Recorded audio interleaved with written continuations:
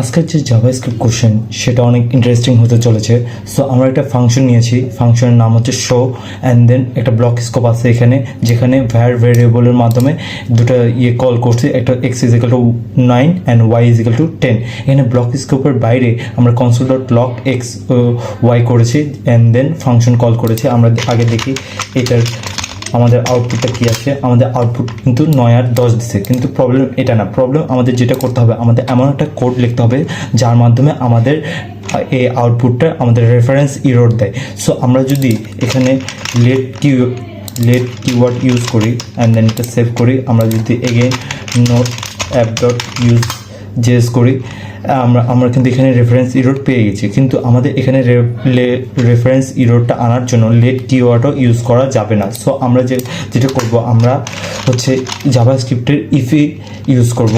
আমরা first of all block স্কোপের মধ্যে আমরা একটা ইফি দিয়ে নিব।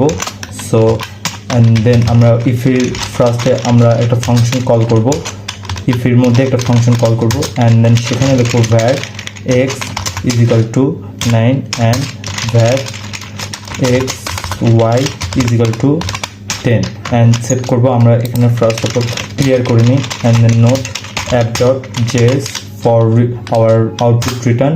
আমরা কিন্তু রেফারেন্স ইরর পেয়ে গিয়েছি। সো আজকের মতো এটুকুই। জাভাস্ক্রিপ্টের আরও প্রশ্ন আসবে সামনে, ততক্ষণ keep learning and keep explore.